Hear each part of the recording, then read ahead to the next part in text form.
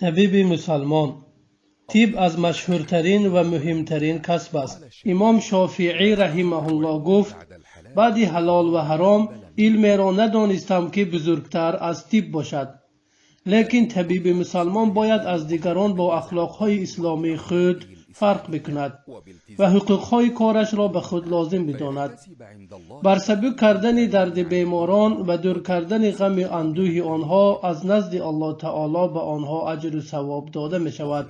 پیامبر صلی الله علیه و سلم فرمودند از شمایان کسی می تواند به برادرش فایده رساند پس آن را برساند. حدیث با روایت امام مسلم.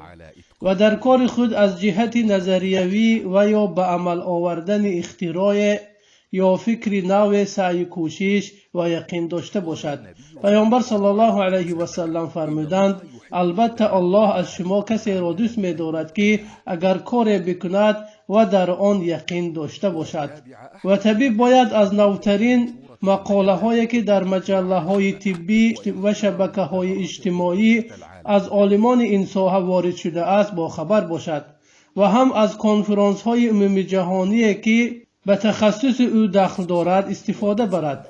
و از صفت های طبیب این است که او در نزد جان مردم و اموالشان شخص معتمد و ثقه باشد و حتی دشمن خود را با نیت صادقانه معالجه بکند همچنانه که دوست خود را معالجه میکرد. ساعت کاری را در بیمارخانه و بیرون از آن احترام بکند و هر پگاهی به کار دیر نماند و ساعت کاری ادا نشده از جای کار بیرون نرود.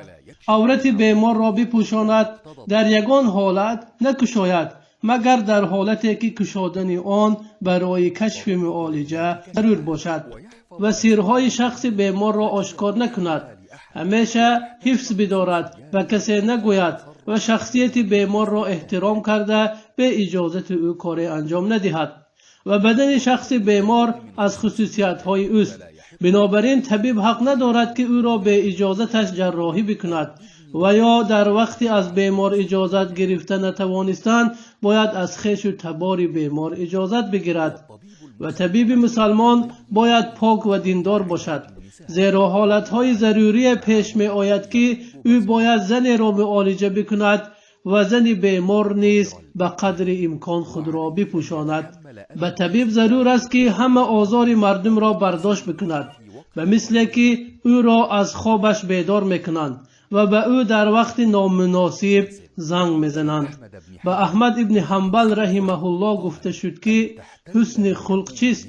فرمودند آنچه از مردم میبینی برداشت کرده توانی آن حسن خلق است. و طبیب مسلمان دوست و رفیق بیمار است. غضب را یک طرف گذاشته به او سخنان نرم گوید حتی در حالت رغبت نداشتن به طبابت او و به بیمار با سخن و عمل خود قوت بخشد و بشارت بدهد که صحت می‌یابد و دعا کند که هیچ باکی نیست ان شاء الله پاک و صحت می‌گردی.